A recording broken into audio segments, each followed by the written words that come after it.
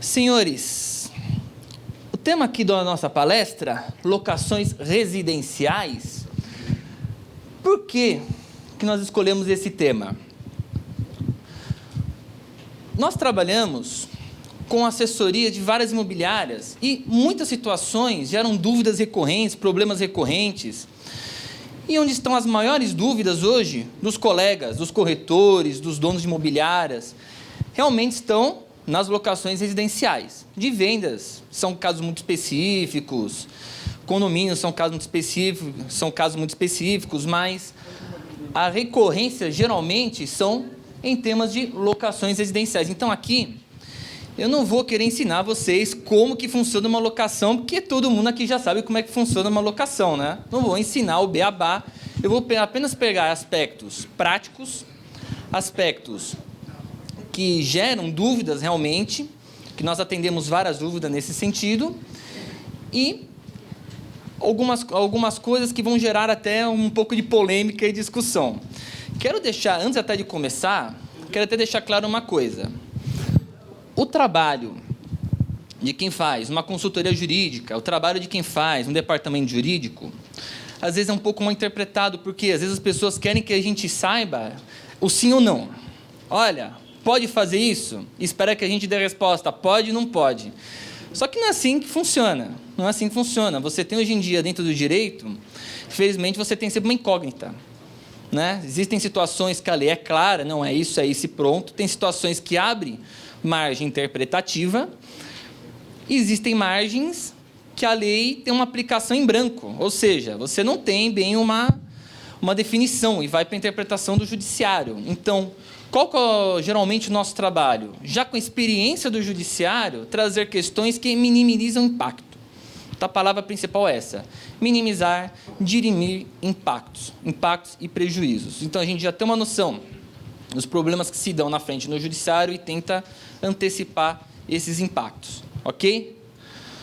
Primeira situação, não podia deixar de ser, da onde que surge a locação residencial? Da lei de locações. Pode parecer até um absurdo para alguns, mas acontece bastante. Pessoas quererem questionar direito do consumidor em locações, querer aplicar certos tipos de legislações, a gente vai até falar isso daqui a pouco, mas não, locações residenciais, você vai aplicar a lei de locações, que é a lei 8.245 de 91. Essa aqui vai ser aplicada para locações residenciais e comerciais. Eu até colei o artigo 1º dessa lei, para mostrar para os senhores, que ela vai dizer exatamente aonde que ela é aplicada e onde que não vai se aplicar as locações residenciais. A locação de imóvel urbano regula por esta lei. Tranquilo. Ou seja, imóvel rural. Já não é mais essa lei. Continuam regulamentados pelo Código Civil e pelas leis especiais. Locações de imóvel de propriedade da União, Estado, Distrito Federal, município. Ou seja, locações de imóveis públicos. Pode o poder público locar um imóvel? Pode locar, sim. O poder público pode locar o imóvel. Só que essa locação vai ser regida por onde? Pela lei de locações? Não. São leis específicas.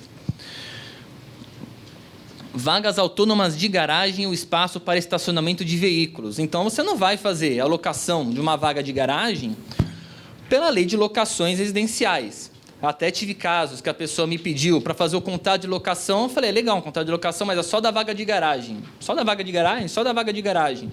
Tudo bem, vai aplicar pelo Código Civil, mas não pelo regimento do condomínio também. Primeira coisa que tem que se observar é o regimento do condomínio. Uma coisa até interessante, né? É bastante recorrente também, a alocação de vagas de garagem. Qual que é a primeira coisa que você vai olhar? Convenção do condomínio. Permite? Normalmente não. Normalmente não. Às vezes permite, mas normalmente não permite. Se a convenção não permitir, nem adianta você querer fazer contrato. O contrato é contra a convenção que vai mandar a convenção do condomínio. A convenção permite. Ok. Vamos olhar, então, as normas do condomínio sobre isso. Não tem norma nenhuma? Permite não ter norma nenhuma? Então, vamos para o Código Civil. Eu já tive uma vez um condomínio que permitia, salte os olhos, permitia, mas só que só dizia assim, é permitida a locação de garagem. Bacana, e aí? Vou buscar onde as outras fontes que vão reger o contrato. Então, vai pelo Código Civil, que se trata o capítulo específico de locações. Dos espaços destinados à publicidade. Também são lei específica, né? Você não vai fazer uma locação, um contrato de locação pela lei de locações, aquele outdoor, que hoje em dia nem pode mais pela lei Cidade Limpa, né? Aquele outdoor todo que explicativo. Então, não tem mais como. Hotéis, hostels, residências equiparadas. Residência equiparada seria os pensionatos, né? Assim considerados aqueles que prestam serviços regulares e seus usuários, bem como sejam autorizados a funcionar. Então, também, o hotel é uma legislação específica, você não vai aplicar a lei de locações.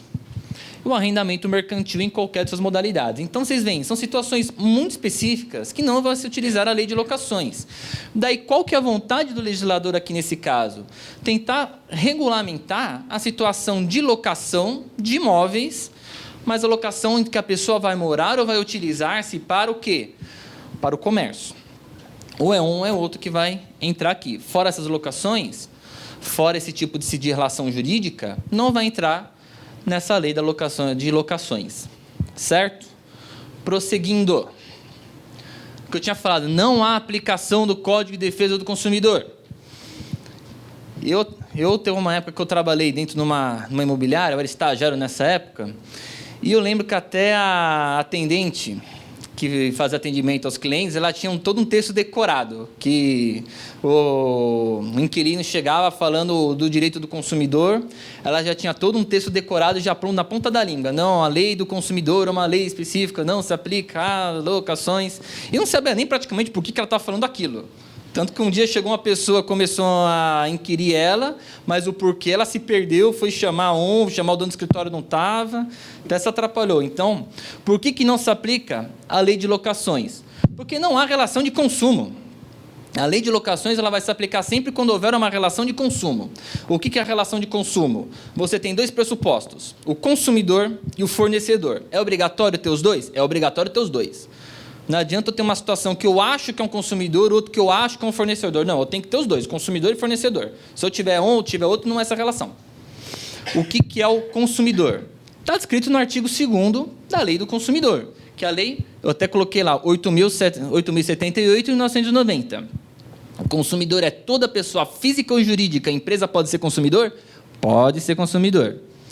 Que adquire ou utiliza produtos ou serviço como destinatário final. Ou seja, o consumidor é uma pessoa, seja ela empresa, seja pessoa física, mas só que ela tem que utilizar aquele serviço ou aquele produto como destinatário final. O que é o destinatário final? É a pessoa que vai se utilizar por último daquele bem ou daquele serviço. É a pessoa que vai se utilizar por último, não é, no caso, por exemplo, o revendedor. O lojista.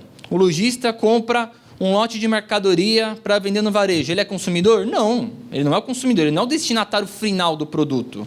Agora, aquela pessoa foi e comprou aquele produto. Esse é o destinatário final, tanto produto ou serviço. E, obrigatoriamente, tendo o consumidor, temos que ter o fornecedor.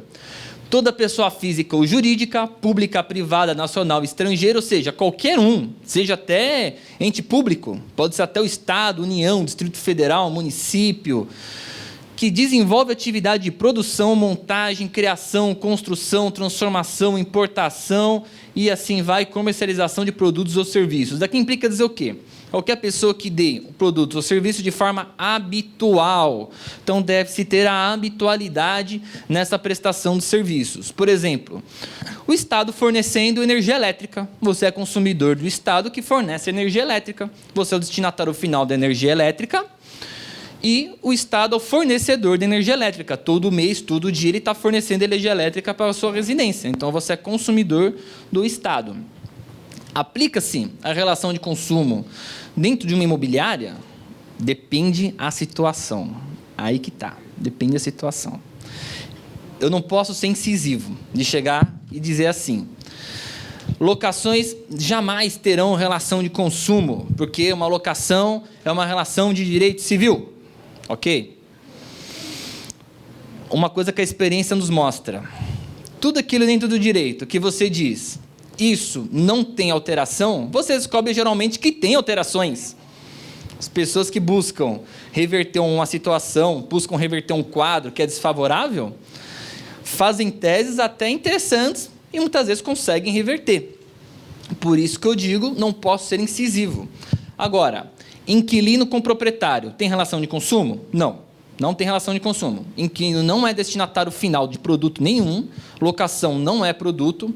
O que é a locação? A locação é um contrato, uma relação jurídica na qual eu tenho um bem, cedo o uso desse bem, a posse desse bem, a posse indireta desse bem para terceiros, mediante remuneração. Mediante remuneração. Se não for remuneração, é gratuito, é o quê? É comodato, não é locação. Então, até uma coisa interessante. Locação, estou fazendo uma locação residencial, mas a pessoa não vai me pagar nada. Então, não é locação, é comodato. É uma outra situação diferente. Então, é importante abordar isso.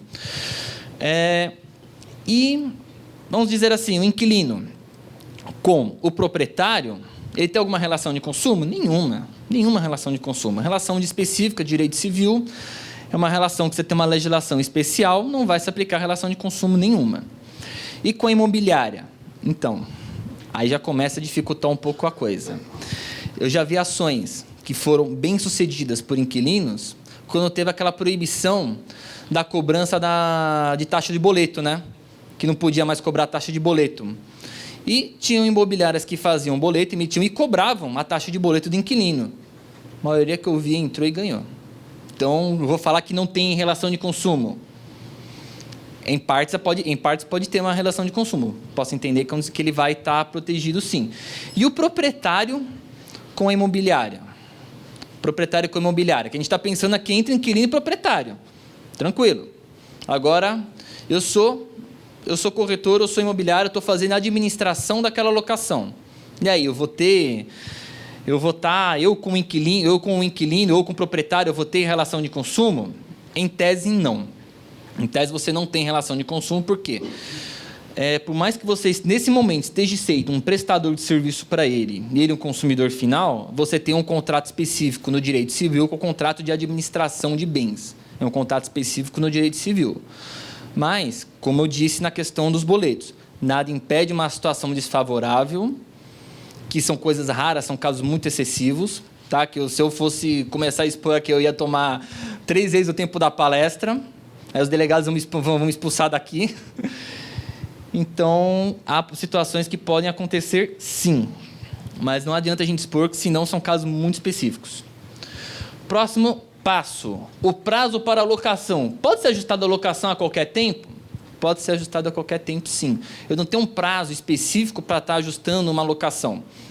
Geralmente, a praxe são o quê? 36 meses, né? Locação residencial, que a gente fala, que é o nosso tema. 30, né? 30. É que eu vejo muito também 36, hein? Vejo muita gente colocando 36. Ele pode ser ajustado a qualquer prazo. Não tem um prazo específico que ele pode ser. Ele só não pode ser perpétuo. Ele tem que ter um prazo para terminar. O contrato de locação ele é um prazo a termo. Ele tem que ter um prazo de início, um prazo de término. Ele não pode ser um contrato perpétuo. O contrato não se aplica, o prazo não se aplica à soma dos contratos da renovação. Ou seja, esse prazo que a gente diz de qualquer um, ele não vai se aplicar à soma de contratos. Por que eu digo isso? Porque logo em seguida eu estou falando, tem dependência da venda conjugal? Somente se o prazo formal é de 10 anos. Ou seja, sou casado. Minha esposa, ela tem que anuir o contrato de locação? Não necessariamente. Não necessariamente. É interessante que se faça para evitar algum problema futuro com relação a divórcio, separação? Sim. Mas não tem necessariamente a venda conjugal. E se for superior a 10 anos? Tem que ter, aí já tem que ter obrigatoriamente a venda conjugal. Aí ela tem que assinar junto comigo. E isso daí não vai se aplicar só nos contratos. Então, fiz o contrato, 30 meses. Vou renovar de novo. Oh, deu 10 anos. Não, cada renovação como se fosse um contrato diferente. Não vai se aplicar. Agora, com relação à venda conjugal, uma situação até, como eu disse, são situações assim específicas, né? Mas às vezes acaba acontecendo. Tivemos um caso recentemente que a pessoa estava internada em coma. E precisava da autorização dela para fazer a locação. Precisava da autorização dela. E o lugar, se eu não me engano, era um galpão. É um lugar, acho que por 12 anos, uma coisa assim. Precisava da autorização da esposa. E a esposa estava internada em coma. Como é que eu vou pedir autorização a uma pessoa que está em coma? Tem como. Vou lá no hospital lá com uma autorização, pedir para ela acorda só para me assinar aqui e pronto? Não tem como. Então, como é que você vai conseguir isso?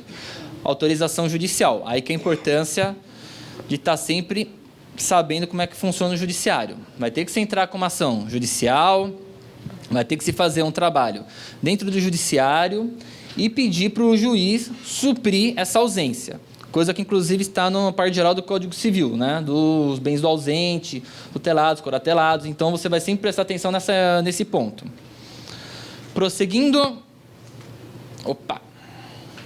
Locação por prazo determinado. É essa aqui mesmo? É. Durante o prazo da locação, o locador não poderá pedir o imóvel. Isso aqui é uma coisa que todo mundo praticamente vê no seu dia a dia, né? O sujeito aluga o imóvel por 30 meses e, dá um ano, ele desiste da locação e quer o imóvel de volta por alguma razão. Pode isso? O contrato tem prazo determinado. Não pode. Nada impede, isso por óbvio, que ele sente com o locatário, faça uma reunião com o locatário, chega-se a um comum acordo, que nós vamos ver mais para frente. Existem as hipóteses de rescisão no contrato de locação, uma delas é o mútuo acordo. É o mútuo acordo. Inquilino, proprietário, vocês querem botar fim na locação? Queremos. Então, vamos resolver a locação aqui, de que forma? Foi o acordo que encerrou a locação, não que o proprietário pediu o imóvel e conseguiu porque ele quis se desfazer da locação. São duas situações distintas. Então, já tive situações já que a pessoa me procurou e falou, olha, eu estou no liame do contrato de locação, mas eu quero pedir imóvel. Vou pagar multa, como é que for? Não, você não pode pedir imóvel. Você pode só sentar com o inquilino, se ele quiser se desfazer da locação, tudo bem. Se ele não tiver interesse, quiser continuar no imóvel, abraço. Vai ter que continuar com a locação, aguardar o término do contrato e pedir o imóvel de volta depois do término do contrato. Isso para se respeitar o quê? O direito real de posse. O que é o direito real de posse? Aqui também é uma situação que há muita discussão. Posse é uma coisa, propriedade é outra. Às vezes as pessoas confundem. Tem um bem e fala, eu tenho a posse desse bem. Eu sou proprietário, eu sou possuidor do bem. Proprietário é uma coisa, possuidor é outra. O que quer dizer proprietário? Eu sou proprietário desse controle aqui. Eu comprei ele, eu tenho a nota fiscal dele, eu posso usar, gozar, dispor, fruir desse controle. Ele é meu, eu sou proprietário dele. Mas, mesmo sendo proprietário dele, eu quero emprestar ele. Eu chego para o meu colega, empresto, você quer usar? Ele continua sendo meu? Ele continua sendo meu o controle. Eu não passei para ele a propriedade, é meu. Eu só fiz o quê? Eu deixei com que ele usasse aquele controle. Ele tem a posse do controle e eu tenho a propriedade do controle. Essa é a diferença. O direito real de posse é um direito tão preservado, é um direito tão notável no ordenamento jurídico, que ele sobrepõe o direito de propriedade do proprietário. Proprietário, locador, ele tem praticamente, digamos assim, menos direito que o inquilino. Se for parar para pensar assim, o direito real de posse, que é o que o inquilino vai ter quando você aluga o imóvel, sobrepõe o direito real de propriedade do locador. Ou seja, isso tudo é feito para se respeitar o quê? O direito real de posse. Direito real de posse. Tanto que a posse ela tem que ser respeitada, ela não pode ser turbada, ela não pode ser atrapalhada. Eu vou até falar disso daqui a pouco, mas até adianto, que nem a história da vistoria. Locador pode entrar no imóvel e fazer a vistoria? Pode entrar no imóvel, comunica antecipadamente.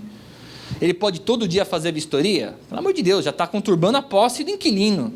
Então o inquilino pode se utilizar sim de ações, pode se utilizar de meios para parar com isso, mas eu sou o dono do imóvel, mas você está atrapalhando a minha posse. A minha posse vai sobrepor a sua propriedade. Isso tem resultados. Tem até dispositivos.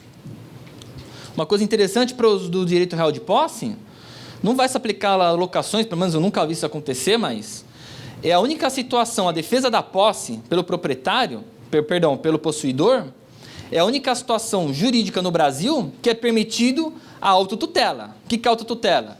O exercício arbitrário das próprias razões. É proibido o exercício arbitrário das próprias razões. Você quer resolver uma pendência, resolva-se amigavelmente ou vá até o judiciário. Ou um ou outro. Eu não posso sair dando um soco na cara do inquilino que está me devendo. Eu tenho que processar ele, tenho que pedir judicialmente. A defesa do direito de posse permite autotutela. Permite autotutela. Isso acontece muito naquelas fazendas que tem invasão, é permitido autotutela. É permitido autotutela. O cara vem invadir a sua terra, você dá um soco nele. É permitido. Então, o direito de real de posse, ele é tão preservado, mas tão preservado, que essa é a ideia. Por que o locador não pode pedir o imóvel? Porque está na lei? Não, pela garantia do direito real de posse.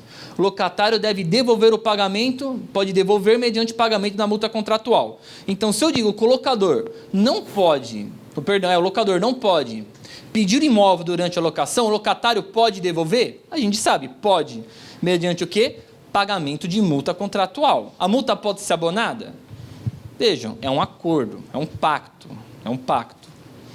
Mas ele pode devolver mediante pagamento da multa. E como é que calcula essa multa? Aqui é um negócio bem legal, né? Como é que calcula essa multa? Muita gente me pergunta, sabe que tem a multa, mas não sabe calcular essa multa. Proporcional ao tempo faltante. Ao tempo faltante de uso, exatamente. Então, eu tenho na previsão do contrato, com a multa de 3 aluguéis. O aluguel é de R$1.000. Faltam 10 meses para terminar o contrato. O contrato é de 36 meses. Você vai dividir o valor do tempo de contrato, o resultado deve ser multiplicado pelo valor faltante e vai sair o valor da multa. Então, como é que isso vai funcionar na prática? Eu tenho uma multa de 3 aluguéis. Aluguel, nesse exemplo, R$1.000. 1.000 vezes 3, 3.000. Divide pelo tempo de contrato. Dividido por 36, R$ 83,34. Ou seja, cada mês contratual, ele vai ter esse valor de multa. Aí você vai multiplicar pelo tempo que está faltando do contrato. No caso, são 10 meses, R$ 833. É um cálculo simples, é um cálculo rápido, é um cálculo tranquilo de se fazer. Infelizmente, hoje em dia, muita gente não sabe fazer esse cálculo, acreditem. Então, a gente procura, fala, doutor, como é que eu faço esse cálculo de rescisão? Simples. Simplesmente você vai punir o quê? O tempo que está faltando para ele cumprir o contrato. Está faltando 10 meses para cumprir o contrato, você vai punir ele dos 10 meses que estão faltando para cumprir o contrato. Tá aqui, simples. A transferência do inquilino pela empresa gera multa? Aqui é uma pergunta que acontece bastante também, um caso muito específico. Locatário veio trabalhar em São Paulo, locou um imóvel por 36 meses, mas foi transferido ao Rio de Janeiro 10 meses depois, tendo que encerrar a locação. E aí, cobra a multa dele? Claro. Cobra a multa dele? Vamos negociar isso aqui, eu gosto disso, né? Todo mundo dá opinião, eu gosto disso, gente. Nessa parte aqui sempre tem essa discussão. Vai cobrar assim, a multa, não vai cobrar? Pensa a seguinte situação. Vamos pensar na seguinte situação que não falei aqui. Ele veio aqui para trabalhar. Passou um tempo, ele teve a transferência. Vai depender da forma como você estipulou no contrato. Vai depender da forma. O contrato faz lei entre as partes. O princípio do pacto está sunt servanda. Mas só que também tem uma situação como se diz no contrato. Nem tudo que está no contrato, ele vai ser uma coisa assim inopunível. Por quê? O contrato não pode ser contrário à lei. No direito civil existe uma situação. Diz o seguinte. No direito civil se diz o seguinte. Aquilo que não é proibido é permitido. Diferente do direito público, que aquilo que não é proibido, aquilo que não é permitido é proibido. Então, por exemplo, direito público, direito tributário. O Estado não pode chegar a impor um imposto, impor um tributo, determinado tributo, se não for por lei.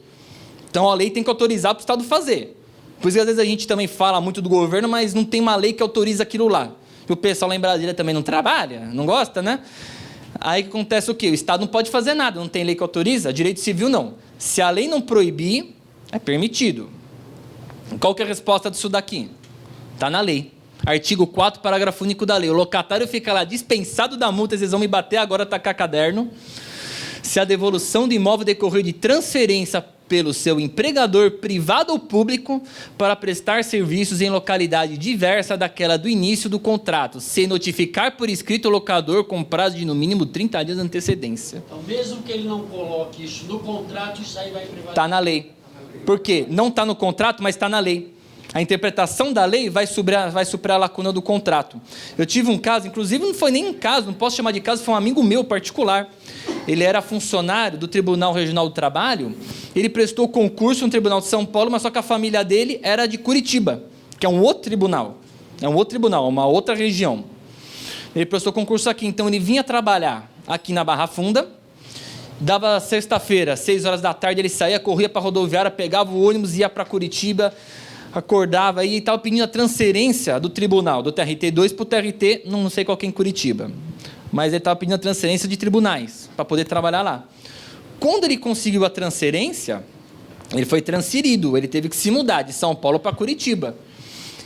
Foi exatamente isso que aconteceu ali. Notificou o proprietário com 1 mês, com 30 dias, dispensado de multa. E o proprietário aconteceu, ele entrou com uma ação para cobrar multa contratual. Ele quis cobrar multa contratual. O que aconteceu? Perdeu. Perdeu. Está na lei. Está na lei. Perdeu. Aí você está falando de locação comercial. Então, locação comercial, aí já são outros 500. Já tem uma normatização própria. Você tem um capítulo exclusivo na lei de locações que fala só de locações comerciais. Até por isso que eu não quis trazer isso para a palestra e falar só de residenciais, que é um capítulo específico que você tem muito mais discussões. Mas, assim, já é uma situação bem diferente. Por quê? Porque você está falando do ponto comercial. Qual a razão que você está... Qual a razão? Estou transferindo de filial, mas espera aí, você é empresa. Você não tem transmissão, você não tem transferência de filial. Você é empresa. Entendeu? Não vai se aplicar isso daqui. Isso realmente é relação de trabalho. Vai se falar. Que nem nesse caso mesmo, ele foi contratado para trabalhar aqui em São Paulo. Ele locou um imóvel. Mas pela necessidade de trabalho, ele foi transferido de comarca. Notifica, se não notificar, vai pagar multa. Não notificou com 30 dias, vai pagar multa, está na lei. Notificou com 30 dias, tranquilo. Seguindo, distrato, olha o que eu falei, a locação poderá ser desfeita, por mútuo acordo. Olha que legal. Eu sou proprietário. Eu estou dentro do contrato por prazo determinado e eu quero encerrar a locação. Posso pedir imóvel? Não, não posso pedir imóvel. Nem sob nenhuma circunstância? Nenhuma circunstância. Não pode pedir imóvel. Não tem discussão. Mas eu posso conversar com o inquilino, pedir gentilmente para ele explicar, olha, eu vou casar, eu queria morar aqui no apartamento com minha esposa, eu te ajudo a arrumar outro lugar. Ah, tudo bem, eu vou te ajudar. E por mútuo acordo, eles encerram a locação. Olha que bonito. Por mútuo acordo, eles vão encerrar o pacto locatício. E a multa? Vai ficar no acordo, por quê? A locação foi encerrada nesse caso, porque o locador pediu pelo acordo. É pelo acordo. Eu pedi, não tem efeito nenhum. Mas foi pelo acordo. Uma vez que o acordo foi formado, aí a multa fica na discussão do acordo. Se vai ter multa, não vai ter multa. Às vezes acontece isso daqui e fica sem multa. Fica sem multa. O proprietário, já vi acontecer isso uma vez, o proprietário, uma situação exatamente assim mesmo, foi casar, pediu para o inquilino, deu 2, 3 meses, ajudou ele a arrumar outro imóvel, conseguiu uma alocação em outra localidade para o inquilino, que ele gostou, tudo mais, e ficou sem multa. Acontece, devolveu o depósito, tudo, ficou sem multa. Pode acontecer. Uma outra situação que também já vai acontecer, fez isso, ficou sem multa. E aí, o inquilino pode futuramente entrar na justiça, pedir a multa? Pedir uma multa? Não pode. Você já fez o acordo dizendo que não tem multa, você já era. Não vai pedir multa. Nenhuma circunstância, aí que tá, depende. Olha como é legal o direito, né? Por isso que eu falo, por isso que eu gosto de falar que eu chego em casa de noite e só quero saber de dormir, esvaziar a cabeça, que senão eu fico louco. Olha como é legal o direito. Pode acontecer? Depende. Depende. Ele pode entrar com uma ação dizendo que ele foi ludibriado, não foi a verdadeira manifestação de vontade dele, de repente o infeliz me faz a prova disso e consegue a anulação da rescisão para cumprimento de multa, convertendo sem perdas e danos. Olha que bacana. Então, tudo é possível nessa área, viu? Tomem cuidado com qualquer distrato que vocês forem fazer. A pessoa analfabeta. É difícil. Porque a pessoa não sabe ler e escrever. Como é que eu vou fazer o distrato? Faz uma assinatura aqui. Pelo amor de Deus. Dedão. Dedão, coloca, grava, faz uma gravação, perca um pouquinho, gasta um pouquinho, pega uma mídia virgem. Hoje em dia a gente tem smartphone com gravador, grave a conversa, grave a reunião, coloque numa mídia virgem, arquive as 7 chaves, que de repente aquela pessoa que não sabe ler e escrever, entra na justiça pedindo a rescisão desse distrato, falando que foi ludibriado e perde perdas e danos, e às vezes consegue indenizações grandes, com a responsabilidade solidária da imobiliária, que eu já vi acontecer, subsidiária ou solitária, e além do proprietário ter que meter a mão no bolso, o corretor também. Olha que bacana. Por quê? Porque ele vai provar. Eu não sei ler, eu não sei escrever, como é que eu vou saber o que está escrito lá? Para mim, vocês estavam, sei lá, para mim, vocês estavam me dando uma caixa de bis. Eu vou saber o que estava escrito lá? Não sei ler, mas tem um dedão. Tá, tem um dedão, prova que eu concordei com uma coisa, mas concordei o quê? Eu não sei ler o que está lá. Então, cuidado. Vai fazer uma situação dessa? Grava a conversa, bota numa mídia virgem, não deixem passar uma oportunidade dessa, que senão vocês podem ser prejudicados. Testemunha. Eu vou te falar uma coisa. Eu tenho uma especialidade grande em direito do trabalho que se utiliza a testemunha para tudo, né? Eu odeio testemunha. Testemunha é a pior coisa que existe no universo. Eu odeio testemunha. Testemunha falta no dia da audiência, testemunha dá branco. Testemunha assim. Às vezes a gente fala, eu tenho testemunha disso. Legal. Testemunha chegou para fazer o depoimento. Primeira coisa que o juiz vai falar: olha, você está aqui para ser testemunha desse juiz, se você mentir, você vai sair daqui preso. Tem 2 policiais lá na porta para te escoltar para a delegacia. A testemunha fala: meu Deus. Dá branco. Eu já tive casos que praticamente a testemunha presenciou tudo, a testemunha começou a gaguejar, tremeu. O que o senhor viu? Eu não vi nada. Testemunha, pelo amor de Deus, evite testemunhas. Contrato, tendo que apoio dele. O contrato não tem que ter 2 testemunhas. Não necessariamente, mas pode ter. Pode ter. Na verdade, qual que é a eficácia das testemunhas no contrato? Não é comprovar uma situação dessa. Comprovar, por exemplo, é para suprir o reconhecimento da assinatura.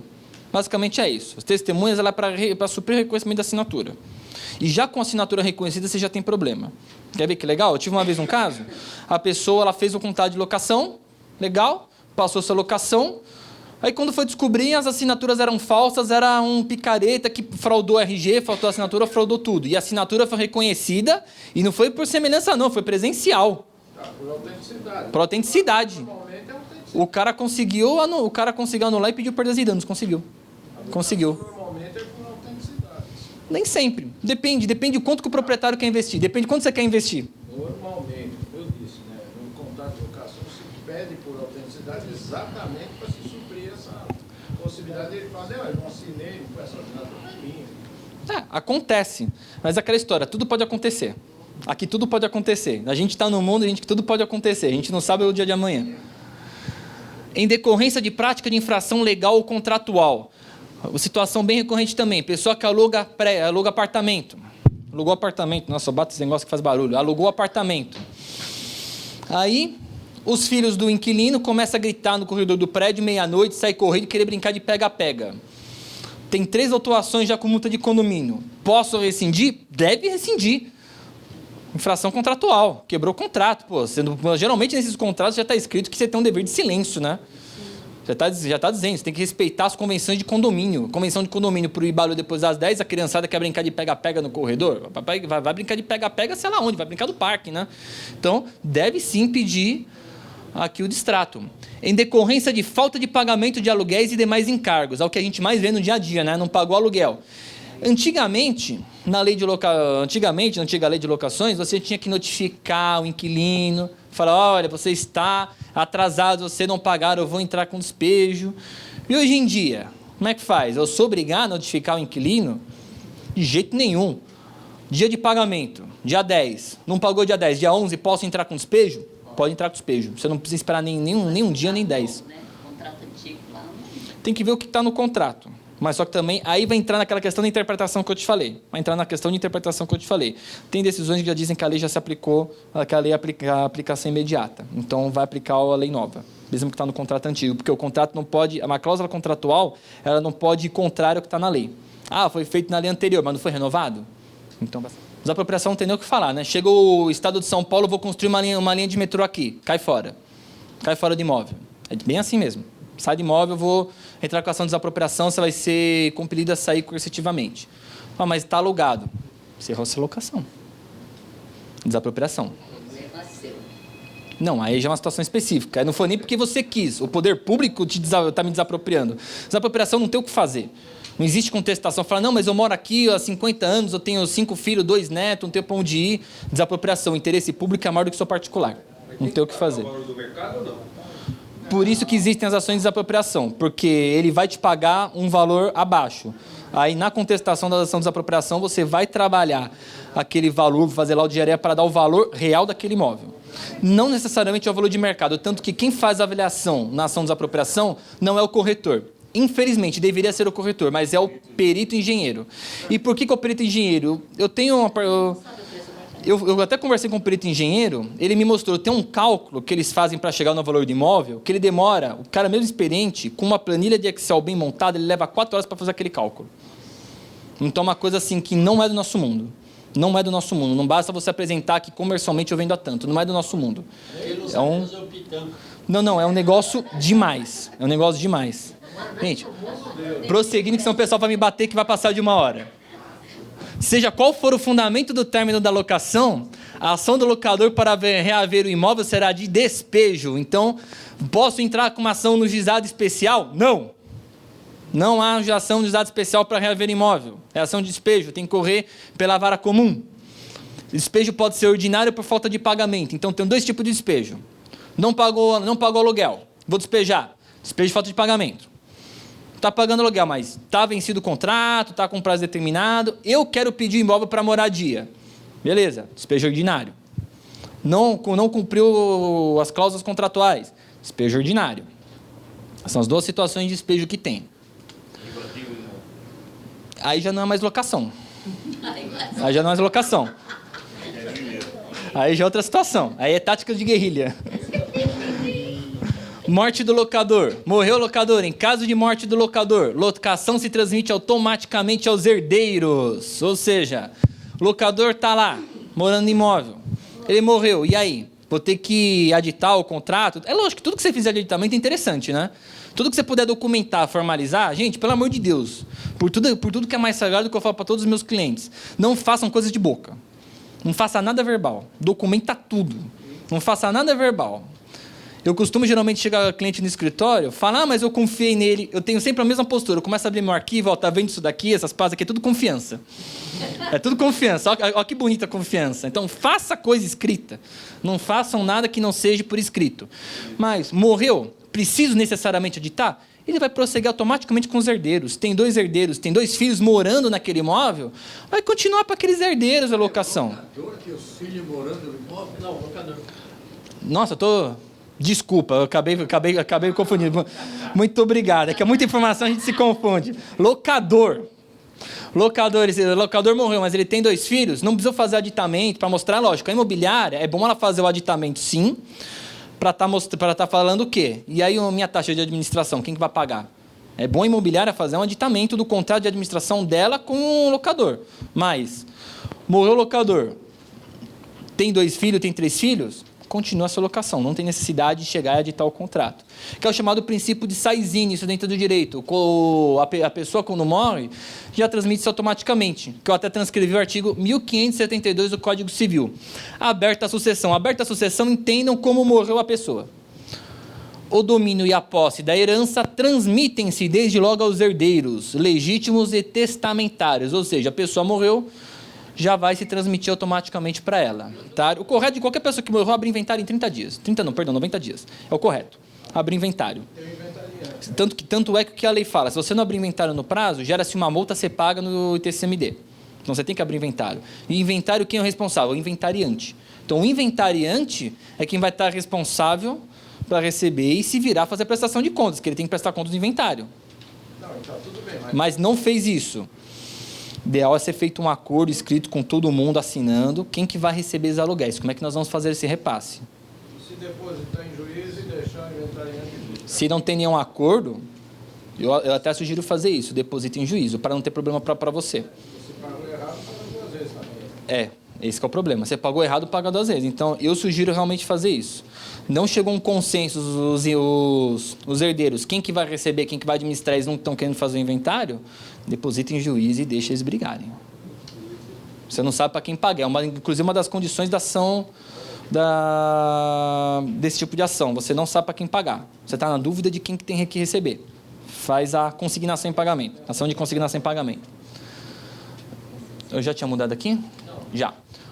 Vamos lá. Separação de casal de inquilinos. Um casal efetua uma locação por 36 meses.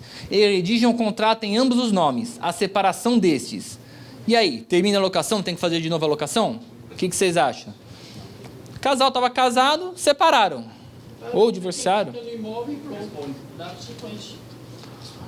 Não, a locação continua em nome do cônjuge que permaneceu no imóvel. Ou seja, permaneceu o consorte no imóvel, vai estar continuando a locação em nome dele. Volto a repetir. É legal fazer um aditamento? Sempre é bom você documentar tudo que você estiver fazendo. Documentar tudo que você estiver fazendo, quantas vezes você precisar, mas não necessariamente. Aplica-se essa regra também ao casamento? Sim, é união estável. A pessoa não é casada no papel união estável. Normal. A união estável é reconhecida como casamento. Então, aplica-se a união estável. Divórcio, separação de fato. Separação é uma coisa que não existe mais, tá? Eu escuto hoje em dia muita gente falar, vou entrar com separação. Não existe mais ação de separação. Ou você se separar de fato, sai afastando os corpos do casal, ou entra com divórcio. Ou um ou outro. Mas assim, a pessoa não entrou com divórcio, saiu de casa, mesma situação. Aí está o artigo da lei que fala isso. Em caso da separação de fato, separação judicial, divórcio, dissolução de união estável, locação residencial, prosseguirá automaticamente com o cônjuge ou companheiro que permanecer no imóvel. Seguindo que nosso tempo está curto. Exoneração do fiador. A fiança é um contrato autônomo, acessório, vinculado ao pacto locatício. Então, o contrato de locação não é o contrato de fiança. A fiança é um contrato autônomo. Ele é acessório principal. Qual é o contrato principal? De locação. Sim. Mas o contrato de locação não é. Ah, mas eu faço contrato de locação e dentro do contrato eu insiro o contrato de fiança. Tudo bem, mas é um contrato dentro de outro contrato isso daí. Não é que você tem um contrato só, são dois contratos distintos, um dentro do outro. Então isso é interessante estar falando. E hoje acho que todo mundo sabe disso, né? Mas sem bom ressaltar, o fiador ele pode notificar o locador que está se exonerando da fiança, ficando responsável por 120 dias da notificação. Incumbe o inquilino obter nova garantia. Ou seja, como é que ele vai fazer? Ele vai notificar o proprietário, ou no caso a administradora, a imobiliária, né? Estou saindo da fiança. 120 dias eu sou responsável pelos débitos do imóvel. E o que o inquilino tem que fazer? Arrumar outra garantia. Não arruma outra garantia. Tem duas situações. Ou vou entrar com ação de despejo, rescindir o contrato. Por quê? O contrato diz que tem que ter garantia. Ele quebrou uma cláusula contratual. Vem naquela situação que eu disse, artigo 9, inciso 2. Ou então, o locador ele aceita. Ok, deixa sem garantia. E eu vou mostrar para vocês aqui, daqui a pouco, que a melhor garantia, vocês vão me bater, mas a melhor garantia é não ter garantia. Vocês vão me bater daqui a pouco. Obrigação do proprietário. Imóvel vendido durante a locação. Foi vendido o imóvel durante a locação. Obrigação do proprietário notificar o inquilino para comprar nas mesmas condições, que é o direito de preferência. Isso a gente sabe, né? Vou vender um imóvel que está alocado. E aí, eu tenho que fazer uma coisa? Eu tenho que notificar para ver se ele quer. Qual que é a situação? Nas mesmas condições. Não é simplesmente notificar e falar, inquilino, estou vendendo imóvel, quer comprar? Não, você tem que mostrar as condições de venda. Ó, estou vendendo aqui a R$250 mil, o cara vai pagar diretamente para mim R$1.000 por mês. Se vocês descobrirem quem está fazendo isso, vocês me avisam, viu? Vai pagar diretamente R$1.000 por mês durante 25 vezes lá. Não, 25 não, né? 250 mil, sou bom de matemática, gente. Então, tem que saber isso daí. E se não souber, ele pode entrar com uma ação, pedir a rescisão daquele contrato, perdas e danos, e ele comprar um imóvel. É lógico, ele vai fazer isso, ele vai ter que comprar um imóvel, né? Já que você está entrando com uma ação para anular a relação jurídica deles de compra e venda, agora você compra imóvel, exerça seu direito de preferência, tá bom. Mesma situação, não dei o direito de preferência, o que o inquilino vai fazer? Ele pode anular? Ele pode anular a compra e venda, mas só que ele vai ter que exercer o direito de preferência, senão ele dá litigância de má-fé. Tudo bem, você está querendo anular a relação dos dois que teve um defeito, bacana, mas você vai ficar com o imóvel? Não. Então por que você está entrando com a ação? Está usando o judiciário como picuinha, como vingança? Não pode, litigância de má-fé. Então, não se pode fazer isso. O adquirente poderá manter a locação dos mesmos moldes. Apenas se transfere a titularidade do bem à condição do locador. Comprei o imóvel locado, eu assumo as condições do contrato. Normal, só transfere para mim a locação. O adquirente poderá notificar para desocupação em 90 dias. Ele pode fazer isso. Comprei o imóvel, não quero locação. Desocupa que eu vou vir para cá. 90 dias. Tem multa? Não. Não. É discutível, é discutível. Tudo bem, tem gente que entra com ação pedindo multa, mas não tem multa, não. Tem que respeitar o contrato? Não necessariamente. Se eu comprei o imóvel, tá, inclusive isso está expresso na lei. Eu quis comprar, então eu comprei e vou morar. Eu comprei e quero morar. Está na lei. Eu posso estar pedindo para desocupação em 90 dias. E eu morar lá. Aí alugar de novo. Aí ele pode entrar na sua propriedade. Aí são situações subjetivas. Aí cada caso vai ser um caso. Entendeu? Aí cada caso vai ser um caso. Mas eu vou te dizer, eu entendo que eu comprei imóvel, eu posso ou não respeitar o contrato de locação. É. Gostei, não gostei da pessoa, né? Gostei, não gostei da pessoa, eu entendo que não tem problema. Mas, como eu te falei, isso vai ser muito subjetivo. É o que eu falei, por isso que no começo da palestra eu falei, as situações que são difíceis, a gente nunca sabe o que vai encontrar lá na frente. O adquirente poderá notificar, já falei, igual direito se aplica à promessa de compra e venda, resolvendo sem perdas e danos se o negócio não vingar. O que eu quero dizer aqui? Compromisso de compra e venda. Está só no compromisso de compra e venda. Mesma situação, vai se aplicar igual. Posso manter o contrato, posso não manter o contrato. Tá, mas só que o meu compromisso de compra e venda não vingou. E aí? Eu fiz o compromisso de compra e venda, notifiquei, desocupo em 90 dias. Bacana. E aí, eu perdi imóvel. Você vai se resolver em perdas e danos. Eu vou ter que responder isso por perdas e danos. Então, cuidado nesse compromisso de compra e venda. Se for pedir o imóvel, acho que ninguém costuma fazer uma coisa dessa, mas se vai pedir imóvel, não faça um compromisso de compra e venda. Isso pode dar problema. O adquirente não poderá notificar para a desocupação se tratar-se de contrato com prazo determinado, tiver cláusula de vigência em caso de alienação e cláusula averbada junto à matrícula de imóvel. Isso aqui, gente, a exceção dessa regra. Posso desocupar e pedir para desocupar? Posso, exceto se for um contrato o contrato ainda estiver com prazo determinado. Aí vem, quem falou que respeitar o contrato? O senhor, né? Se tiver o contrato com prazo determinado, mas tiver uma cláusula de vigência em caso de alienação, tem que ter os dois.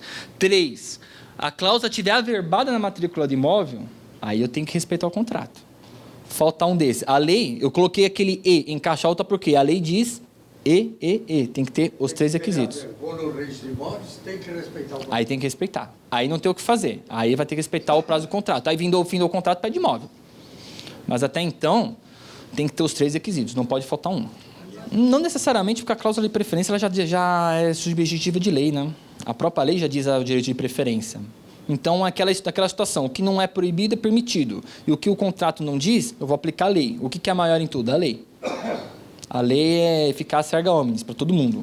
Então, não está averbado contra o direito de preferência. Tudo bem, mas a lei já está dizendo. Então, obrigatoriamente tem que fazer. Só a única situação é aquilo que eu falei. Eu sou inquilino. Eu estou pedindo anulação da compra e venda. Tá, agora você compra imóvel. Compra imóvel naquelas condições. É isso que você tem que fazer. Quer saber da história? Ações de despejo. Aqui eu vou fazer uma rápida explanação. Ações de despejo. Como é que funciona uma ação de despejo aqui? Só deixa eu ver uma coisa aqui. Ah, tá, bacana. Ação de despejo. Isso aqui é um ordenamento jurídico, mas eu vou só explicar uma coisa. Como é que funciona? Tem a distribuição, é citado para contestar, contestação em réplica, chama para audiência de prova, se assim for, tem a sentença e estimação para desocupação. Por que eu fiz uma explanação da ação de despejo? Ninguém aqui vai atuar numa ação de despejo. Daí você contrata o advogado, capacidade postulatória só do detentor da OAB. Então é ele que é o técnico que sabe disso. Mas para explicar uma situação para vocês que agora quem está com o caderno vai atacar em cima de mim. Eu não vou explicar aqui garantias de locação, até porque teria que ser uma palestra só para garantias de locação. Se quiser colocar depois na agenda, pode colocar, viu? Só sobre garantias de locação. É muita coisa. E o básico vocês sabem até melhor do que eu, que está no dia a dia com isso. Aqui, onde eu vou apanhar, em dizer para vocês que, de uma forma prática e rápida, qual que é a melhor garantia de uma locação hoje? Assim, prática, numa situação econômica, que numa situação econômica você não vai ter problema. Por exemplo, seguro-fiança. Quem contrata hoje em dia seguro-fiança, uma locação residencial? Ninguém mais contrata seguro-fiança. É muito caro o seguro-fiança. Então, situação quem? Melhor acordo. Melhor acordo. Não ter garantia. Vocês viram meu vídeo na apresentação do Cresce, né? Não ter garantia, eu falei agora há pouco. Não ter garantia é a melhor garantia. Por que que eu estou falando isso? E outro dia chegou um inquilino, chegou um proprietário para falar comigo, eu falei, gente, a melhor garantia é você não ter garantia. O cara quase me bateu. Eu estava com o meu Código Civil na mesa, ele pegou o Código Civil e queria me agredir. Eu falei, espera que eu vou te explicar. Quando você tem garantia na locação, seja lá qual for a garantia que você tiver, a ação de despejo vai ser proposta e vai tramitar pelo chamado rito ordinário. É isso que vocês estão vendo aqui. Distribuir a ação. Beleza. Hoje em dia o processo é digital. Maravilha. Trabalho forense é o mesmo. Até a inicial ir para a mão do juiz. O juiz falar, cite-se. Aí, vem para o cartorário, faz mandado de citação. Manda para o oficial de justiça. O oficial de justiça tenta a citação da pessoa. Citou, ela tem 15 dias para oferecer contestação. Os 15 dias é da juntada do mandado de citação do processo, conta-se 15 dias cravados, não fez isso, revelia, tudo bem. Fez isso, revelia, vai para a sentença. Ótimo. Fez, contestou. Esses 15 dias passou, ainda tem o prazo da juntada dele. Você tem que protocolar a contestação em 15 dias, mas ainda tem o prazo da juntada do fórum. Aí o fórum vai pegar, juntar no processo. Vai olhar, teve contestação ou não teve contestação? Para ver o que vai fazer. Teve contestação, advogado doutor, a réplica. Aí depois ele fala assim, digam as partes, às vezes sim, às vezes não. Essa penúltima parte aqui nem sempre, tá? Chamada para audiências e provas. Nem sempre, tem juízes que são muito práticos, por ser matéria exclusivamente de direito, eles já pulam essa parte de uma sentença direto. Mas, com a aplicação do novo CPC, que agora eles priorizam muito a audiência de conciliação, pode chamar para uma audiência de conciliação, sim. Falar assim, digam as partes se tem interesse em produção de provas. Ou audiência de conciliação. Pode acontecer. Aí vai para a sentença. Da sentença, que você vai executar a sentença pedindo a desocupação do inquilino. Quanto tempo aqui já passou? 6 meses, 8 meses. Se você tiver com sorte. Se tiver com sorte. Depende da vara. Outro dia eu distribuí uma ação de despejo por falta de pagamento no fórum. Eu não vou falar com marca, porque isso daqui está tramitando online, né? Eu não vou falar. Mas assim, existem varas que são muito boas, que realmente em um mês está resolvendo o seu problema. Existem. Mas tinha uma vara que eu já conheci o trabalho dela, o cliente falou assim para mim, doutor, demora muito? Eu perguntei, não sei, você está bem com Jesus? Você está bem com Buda, com Krishna, com Oxalá, está bem com todos os santos? Porque isso daqui vai ser complicado, vai demorar. O pessoal, eles têm... E não é uma vontade não, gente. Eles têm, às vezes, numa secretaria de cartório, eles têm, às vezes, 5 funcionários para atender 10 mil processos. É inumano o trabalho deles, então não é nem que é uma vontade. Às vezes o trabalho dele é sobre-humano. Tem condições. Eu tenho o caso que a pessoa é idosa, que tem tramitação preferencial, que eu tirei o cara com 2 anos. Não tem garantia. Distribuir. Liminar para desocupação em 15 dias. O juiz recebe, beleza, cite-se, desocupe o imóvel, depois você contesta. Pronto. Só que isso só se não tem garantia. Se indefere a liminar, aí prossegue-se aqui. O juiz não aceita mais liminar, prossegue-se. Defere a liminar. Tranquilo, expede mandado para desocupação. Desocupa, sai daqui. Saiu do imóvel? Aí continua isso normalmente. Se você saiu do imóvel, agora pode contestar. Ninguém nem contesta mais. Já perdeu aquilo que precisava, que era o imóvel. Só pode ser aplicado isso se não tiver garantia. Existe um entendimento que diz o seguinte, depósito. Tem um depósito de 3 meses. Beleza. Eu sou muito bonzinho. O inquilino está me devendo 2 anos e eu não despejei ele ainda. Eu sou muito bonzinho. Eu sou a Madre Teresa de Calcutá reencarnada. O inquilino me devendo 2 anos, eu não despejei ele. Obviamente, aquele valor de caução que ele me deu de depósito já foi. Já foi muito. Nesses casos, existem juízes que entendem que não há garantia porque aquele valor de depósito já foi perdido. Não é suficiente, já foi perdido pelo montante da dívida. E ele dá a liminar de desocupação. E não tem-se muito o que fazer. Eu atendo as 2 partes. Eu já atendi inquilino que me procurou uma situação dessa. Entrei com agravo, tentei fazer alguma coisa, não tenho o que fazer. Tá. Se apesar de ele der liminar, mas o inquilino estragou todo o imóvel. Aí é uma ação de cobrança. Aqui estão os fundamentos do que eu estou falando, com o artigo 59 da Lei de Locações. Aqui eu ia falar das obrigações do locador e do locatário em pagamentos, mas aqui acho que todo mundo já sabe, né? Só deixa eu fazer uma explanação rápida que já acabou o nosso tempo, já se esgotou. Uma coisa para ser prático. Despesas de condomínio. Locador que paga. Despesas de condomínio extraordinárias.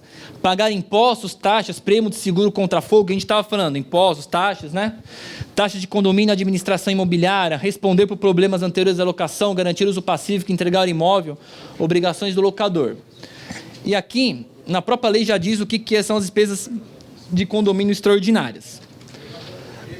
Obrigação do inquilino, pagar pontualmente o aluguel. Não tem essa história de, mas eu tenho 5 dias para pagar. Não, você não tem 5 dias para pagar. Você vai ter que pagar pontualmente. O aluguel vence dia 10, é dia 10.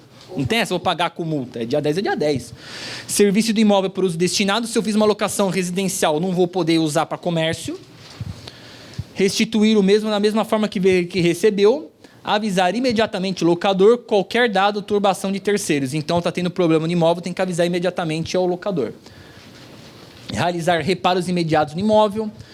Não modificar a forma interna sem autorização. Entregar imediatamente ao locador documentos de cobrança, intimações, multas, ainda que dirigidas ao inquilino. Então, uma multa de condomínio que o inquilino tem que pagar. Ele tem que passar ao proprietário. É para mim a multa. Opa, obrigação próprio terreno. Significa obrigação que persegue o imóvel. Dívida de IPTU, dívida de condomínio. Quem vai responder é o imóvel. Então, tem que passar isso para quem? Para o proprietário. Pagar consumos de água, luz, gás, etc. Como o senhor tinha dito, permitir vistorias do imóvel quando agendada previamente, que é aquilo que eu disse, né? Vai fazer vistoria no imóvel? Pode fazer, mas tem que avisar e não vem querer fazer todo dia a vistoria no imóvel. Não pode você estar conturbando a posse da pessoa. Cumprir a convenção de condomínio, pagar as despesas ordinárias de condomínio. Então, e aquilo que a gente tinha falado, que eu acho que na pressa, que já deu o nosso horário, não falei. Se tiver no contrato que tem que pagar o IPTU, você tem que pagar o IPTU. Se não tiver no contrato, não está prevendo nada, aí é o locador que tem que pagar. Está no contrato previsto? Essa é uma obrigação que pode ser transmitida. Só qual que é o problema? Obrigação de IPTU. É uma obrigação que, se você não pagar, quem vai responder? O imóvel. O imóvel. Tem penhora no imóvel? Tem. É a mesma coisa que penhora de ação de condomínio, cobrança de condomínio. Eu tenho esse meu único imóvel aqui que eu moro com meus filhos, não tem pra onde ir. Vai ser penhorado, arrematado e você vai perder o imóvel. Então, por isso que tem esse artigo que está falando o quê? Entregar imediatamente ao locador, multas, intimações, cobranças. Recebeu cobrança de IPTU? Passa para o locador. Sou eu que tenho que pagar. Você tem que passar, porque é você que vai responder. Certo?